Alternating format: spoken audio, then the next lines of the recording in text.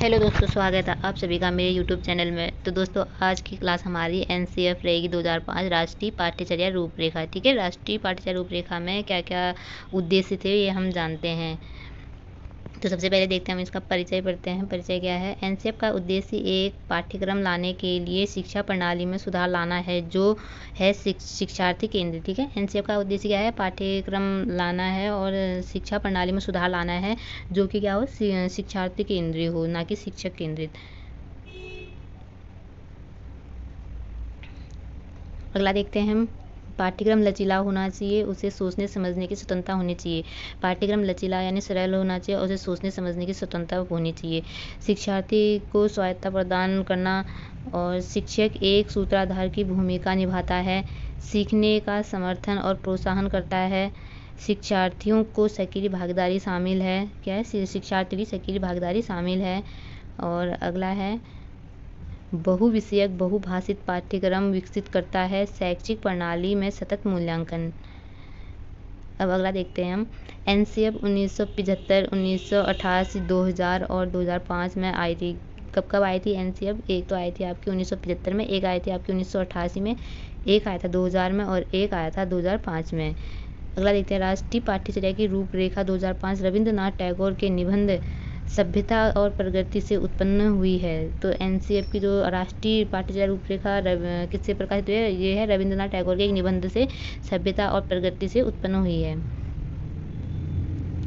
अगला है, एनसीएफ 2005 का 22 भाषाओं के अनुवाद किया गया है। तो क्या है? एनसीएफ 2005 में 22 भाषाओं का अनुवाद किया गया है।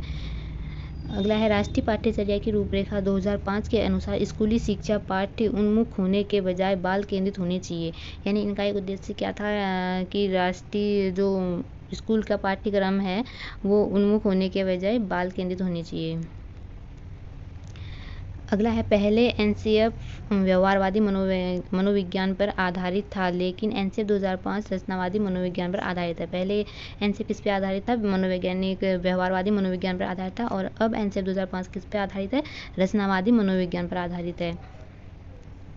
अगला देखते हैं, एनसीएफ एनसीईआरटी द्वारा प्रकाशित किया जाता है। क्या है? एनसीएफ एनसीईआरटी द्वारा प्रकाशित किया गया था, यानी जो एनसीईआरटी है उसने एनसीएफ को प्रकाशित किया था। अगला देखते हैं हम,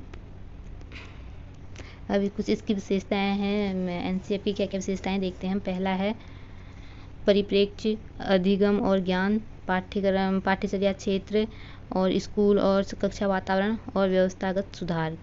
तो सबसे पहले हम पढ़ते हैं परिप्रेक्ष्य। परिप्रेक्ष्य में क्या क्या है? अधिगम को रटने की विधि से दूर स्थानांतरित कर देता है। मतलब अधिगम को मतलब कि जो बच्चे पढ़ते हैं उस पे रटने पे इन्होंने बल नहीं दिया था। ज्ञान को विद्यालय के बाहर से जोड़ना, यानी ज्ञान को विद्यालय के बाहर से जोड़ना इनका दूसरा उद्देश्य था। बच्चे का समग्र विकास, ना कि पाठ्यपुस्तक केंद्रित, यानी बच्चे का समग्र विकास होना चाहिए, ना कि उनको केवल पाठ्यक्रम तक ही सीमित नहीं रखना चाहिए।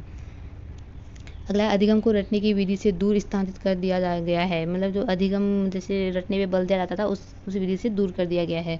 परीक्षा प्रणाली अधिक लचीली और कक्षा में जीवन के साथ एकीकृत है, ये इनका अगला उद्देश्य था। अगला है, उच्च गुणवत्ता वाली शिक्षा और समान शैक्षिक अवसर प्रदान करना हो, यानी उच्च गुणवत्ता वाली शिक्षा प्रदान करना और समान शैक्षिक अवसर, यानी सबको समान तरह से शिक्षा देने का अवसर प्रदान किया था।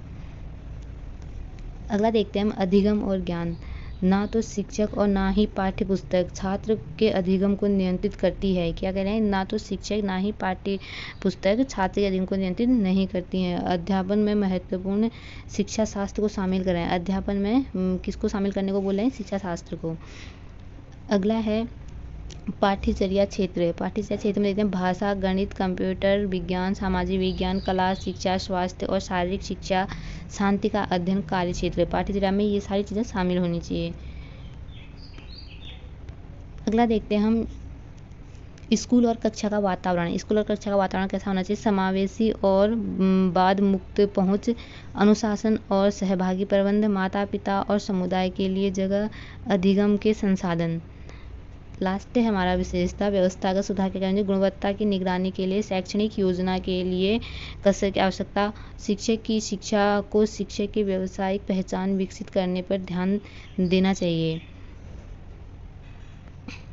अगला है एनसीएफ के दृष्टिकोण। एनसीएफ के क्या क्या दृष्टिकोण थे? व्यवहारवाद मनोविज्ञान और अधिगम के लिए एक दृष्टिकोण है जो देखने और मापने योग्य व्यवहार पर जोर देता है।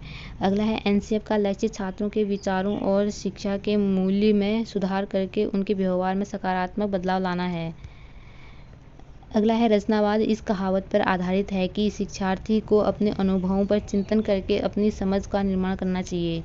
अगला है एनसीएफ 2005 रचनावाद पर केंद्रित है क्योंकि यह उन छात्रों के बारे में बात करता है जो अनुभवों के माध्यम से और करके सीखते समय सबसे अच्छा सीखते हैं। देखिए, इनका एक उद्देश्य क्या था कि यह रचनावाद पर केंद्रित है क्योंकि यह छात्रों के बारे में बात करता है। यह सिर्फ छात्रों के बारे में बात करता है, उनके अनुभवों के माध्यम से जो वो करके सीखते हैं उस पर अधिक बल देता है। अगला देखते हैं हम एनसीएफ जेंडर पूर्वाग्रह क्या है। एनसीएफ में जेंडर का पूर्वाग्रह क्या है देखते हैं। एनसीएफ का उद्देश्य लैंगिक पूर्वाग्रहों को कम करना और सभी को समान अवसर प्रदान करना है। यानी इनका एक उद्देश्य क्या था, जो भेदभाव जो भी होता है लड़के लड़कियों में, सामाजिक रूढ़िबद्धता, जेंडर पूर्वाग्रह जो भी हैं, इसको ख़त्म करके सभी को समान अवसर प्रदान करना है। अगला है राष्ट्रीय शिक्षा नीति 1992 में संशोधित किया गया जिससे लिंग संबंधी चिंताओं को दूर करने के लिए एक ठोस योजना पर ध्यान केंद्रित किया गया। अगला है राष्ट्रीय पाठ्यचर्या की रूपरेखा 2005 का अनुवाद संविधान की 8वीं अनुसूची में दी गई भाषाओं में भी किया गया है। अगला है एनसीएफ 2005 को प्रोफेसर यशपाल की अध्यक्षता में तैयार किया गया था। एनसीएफ 2005 को किसकी अध्यक्षता में तैयार किया गया था? ये किया गया था प्रोफेसर यशपाल की अध्यक्षता में। अगला है सीखना सक्रिय व सामाजिक गतिविधि है। सीखना क्या है? एक सक्रिय और सामाजिक गतिविधि है। अगला है बहुभाषिक कक्षा शिक्षण त्रिभाषा सूत्र की वकालत करता है। यह क्या करता है? त्रिभाषा सूत्र की वकालत करता है। बहुभाषिक एक संसाधन है। इसमें भाषा के 4 कौशल की बात की है। क्या किया है? इसमें भाषा की 4 कौशलों की बात की है। क्या क्या है? सुनना, बोलना, पढ़ना और लिखना। सुनना और पढ़ना क्या है? गणनात्मक कौशल है और बोलना और लिखना अभिव्यक्तात्मक कौशल है। इधर 1-2 पॉइंट और हैं, इनके क्या क्या सुझाव थे और राष्ट्रीय पाठ्यचर्या रूपरेखा 2005 के प्रमुख सुझाव क्या क्या थे? बालक सक्रिय है, वह स्वयं से जाने और सीखे और नई नई चीज़ों को आजमाकर जोड़ तोड़कर गलतियां करे, स्वयं सुधार करे। मतलब जो भी बालक गलतियां करता है वो उनको स्वयं सुधारे और स्वयं करके उनको सीखे और सही से उनको बनाए। अगला है सीखना सक्रिय और सामाजिक गतिविधियाँ हैं। सीखने में यांत्रिकता बार बार नहीं होनी चाहिए और सीखने को डर और अनुशासन की जगह आनंद और संतोष से जोड़ा जाए।